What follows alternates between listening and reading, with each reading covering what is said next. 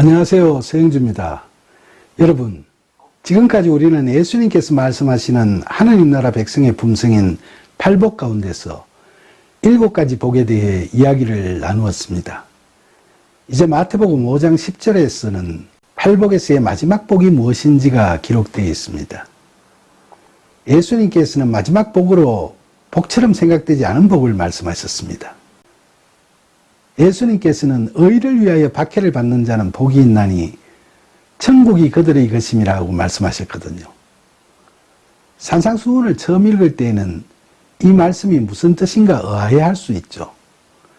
왜냐하면 세상에서 도덕 윤리에 따른 자기 의를 실현해 나가기 위해서 활발한 활동을 해왔던 사람들은 세상 사람들로부터 존경을 받았으면 받았지 박해를 받지는 않을 것이라고 누구나 생각할 것이기 때문이니까 말이죠. 그러나 예수님께서 의를 위하여 박해를 받는다고 하신 말씀에서의 의는 세상에서 칭찬받는 그런 자기의가 아닙니다. 팔복 중에서 앞에서 본 7가지 복 있는 그리스도인의 마음 자세의 공통점은 자기 부정이라는 자아인식을 바탕으로 하나님을 꽉 붙잡고 살아가고자 하는 데서 발현되는 마음 자세들이라고 할 수 있죠.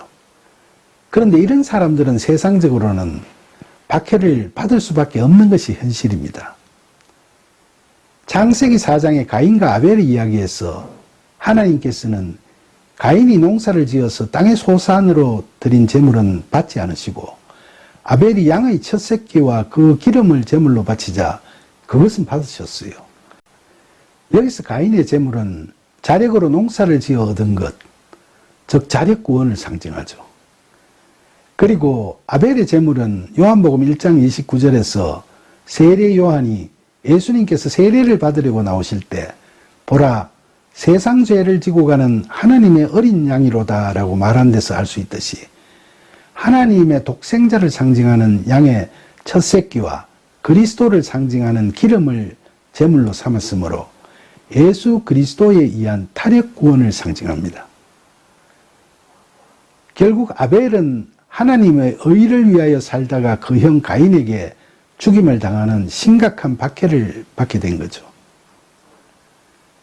그리고 하나님의 구원의 진리를 전파하던 예수님께 돌을 던지고 침뱉고 조롱하고 종국에는 죽임으로까지 몰아갔던 유대의 바리새인들과 그 군중들이 하던 행위도 바로 의인을 박해하는 행위의 대표적인 예가 될 수 있습니다.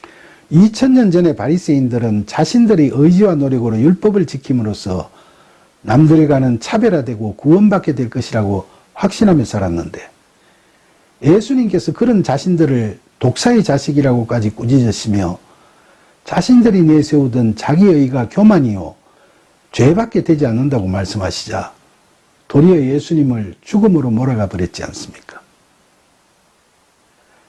자기들이 자신의 인생과 세상의 주인공이 되어야 한다고 생각하는 가인의 후예들은 자신들이 결코 선하지 않으며 자신들의 가치관이 거릇된 것이라는 지적을 받게 되면 스스로의 분을 참지 못하고 하늘의 의를 위하여 순종하며 살아가는 아벨의 후예들을 죽여버리고 말죠. 그러나 예수님께서는 이처럼 의를 위하여 박해받는 자는 천국이 그들의 것이라고 말씀하셨습니다. 그러니까 지금까지 기독교의 역사에서 의를 위하여 박해받은 그리스도인들은 천국에서 영생을 누리는 복을 받았을 것이고 앞으로도 이 땅에서 살아가는 참된 그리스도인들은 설사 의를 위하여 박해를 받게 되더라도 놀라거나 두려워하지 말라. 천국이 너희의 것이다 라는 예수님의 위로의 말씀을 붙잡고 박해 중에도 천국을 소망하며 인내의 삶을 살아가게 될 겁니다. 실제로 예수님께서 성천하신 후 초대교회에서 예수님 제자들이나 교인들이 받은 박해는 이루 말로 다 표현할 수 없이 끔찍했습니다.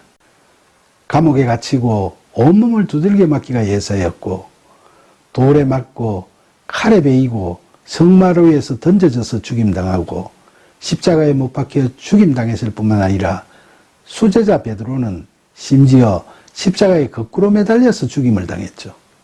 이렇듯 초대교회 교인들이 믿음을 지키기 위해 감당해야 했던 박해는 오늘날 우리들로서는 도저히 상상하기 어려울 정도로 극심한 시련과 고통의 연속이었습니다. 특히 여러분이 로마에 가셔서 로마 제국의 기독교 박해 당시 수백 년 동안 피신처요 예배처인 동시에 지하 묘지로도 쓰였던 지하 동굴 카타콤베를 가보시면 감시와 탄압 속에서 숨어 지내야 했던 당시의 기독교인들이 받았던 박해가 얼마나 극심했고 또 그러한 박해와 고난에도 불구하고 그들이 지키려 했던 신앙의 힘이 얼마나 대단했는지를 새삼 느끼실 수 있을 겁니다. 또한 터키의 기독교인들이 무슬림의 박해를 피해 숨어 살았던 비밀의 지하도시, 수천 개의 동굴주택과 수백 개의 암굴교회로 이루어진 카파도키아에 찾아가서 수백 년 동안 대를 이어 바깥 세상과 유리된 그들만의 언신처에서 조악한 환경에 순응하면서 신앙을 지켜간 그리스도인들의 흔적을 보시노라면 그들이 겪었던 극심한 고난에 대한 애절한 마음과 함께 신앙의 경이로움과 신비로움에 숙연해지는 마음을 금할 수가 없을 겁니다. 이와 같은 외부의 박해는 물론이고 기독교 내부에서도 의를 위하여 박해를 받는 가슴 아픈 일들은 근대에 와서도 계속되었습니다. 지난날 성경을 자국어로 번역하는 것을 죄악시하고 숱한 사람들을 십자가에 매달아 화형시켜서 죽이기까지 했던 교황과 그를 둘러싼 기득권 세력의 만용과 위선은 오늘날 생각해보면 넌센스 중에 넌센스라고 말할 수 있죠. 이처럼 의를 위하여 박해를 받는 경우는 기독교 역사와 함께 계속되어 왔습니다. 우리의 경우에도 백수십 년 전 기독교가 전파되던 초기에는 숱한 순교자들의 숭고한 희생과 함께 수많은 교인들이 겪은 가정 교초와 시련이 극심했지 않습니까? 그러나 오늘날에 이르러서는 북한의 지하교회는 아직도 많은 피해 속에서 신음하고 있습니다만 우리 한국교회는 신앙의 자유를 만끽하고 있고 그동안 신앙의 선배들이 의를 위하여 받았던 그런 류의 박해는 이제 찾아보기 힘들게 됐습니다. 다만 최근에 코로나 바이러스가 창궐하면서 국민들이 불안해하고 방역에 신경을 많이 쓰는 와중에서 일부 교회에서 대면 예배 과정에서 교인들끼리 식사를 같이 하든가 하다가 집단적으로 확진자들이 발생함에 따라 사회적으로 빈축을 사기도 했습니다. 초기에 특정 종교단체에서 대량으로 확진자가 발생하면서 그 여파로 교회들이 다른 곳보다 더 민감하게 여론의 도마위에 오르게 되기도 했죠. 그런데 사실 예배라는 것은 주일 같은 특정한 날에 교회에서 진행하는 예배 의식만을 뜻하는 것이 아닙니다. 예수 그리스도를 통해 하나님 중심의 삶을 살아가는 우리 그리스도인들의 삶 자체가 바로 예배죠. 우리는 매일 하나님께 영과 진리로 예배드리는 삶을 살아가고 있습니다. 대면 예배냐 비대면 예배냐가 중요한 것이 아니고 어떤 상황에서라도 우리가 하나님과 함께 하면서 참된 예배의 삶을 살아가고 있느냐가 중요한 거죠. 교회는 예배의식, 교육, 사역 등을 통해 하나님께 예배드리는 신앙 공동체예요. 그런데 코로나 때문에 그리스도인 개인의 삶은 물론이고 신앙 공동체인 교회의 활동에도 많은 지장이 초래되고 있습니다. 그러나 이런 고통스러운 상황은 우리 그리스도인들에게만 주어지는 고난이 아니라 국민 모두에게 또 나아가서는 세계인들 모두에게 주어지는 고난과 시련입니다. 세상적으로도 이 고난을 극복하기 위한 여러 방안들이 강구되고 있습니다만 우리 그리스도인들이나 교회도 이러한 고난에 흔들리지 않고 참된 예배의 삶을 살아갈 수 있는 나름대로 최선의 방책들을 강구해야 하겠죠. 그러나 그 어떤 경우에도 우리의 신앙을 위해 이웃의 불안과 불편을 유발하거나 이웃의 안전과 평안을 배려해 주지 못하는 것처럼 비치는 행위를 하는 것은 예수님께서 강조하신 이웃 사랑의 가르침을 제대로 이해하지 못하고 자신의 신앙이나 자기 의만을 앞세우는 것이 될 수밖에 없지 않겠습니까? 이 코로나 상황에서는 누구나 평상시보다 불편한 삶을 살아가고 있으니까 서로 배려하면서 보다 현명한 대안을 찾아 나가는 것이 최상의 방책이라고 생각합니다. 우리는 이럴 때일수록 예수님께서 제자들에게 이 세상을 살아갈 때 명심하라고 마태복음 10장 16절에서 보라 내가 너희를 보냄이 양을 이리 가운데로 보낸가 같도다. 그러므로 너희는 뱀같이 지혜롭고 비둘기같이 순결하라고 하신 말씀을 반드시 기억할 필요가 있겠습니다. 여기서 뱀같이 지혜롭고라는 말씀은 뱀처럼 간교하고 사악하라거나 눈치 잘 보고 요리조리 잘 피해가면서 교묘하게 살아가라는 그런 말씀이 결코 아닙니다. 이 말씀은 아담과 하와처럼 뱀의 깨에 속아 넘어가서 실족하지 않도록 뱀의 깨를 간파하고 그 수준을 능가할 정도의 참 지혜를 갖추어라는 말씀입니다. 우리가 살아가는 오늘날에는 세상 사람들이 추구하는 공동선을 존중하면서도 우리가 하나님의 나라와 하나님의 의를 구할 수 있는 길이 널리 열려 있습니다.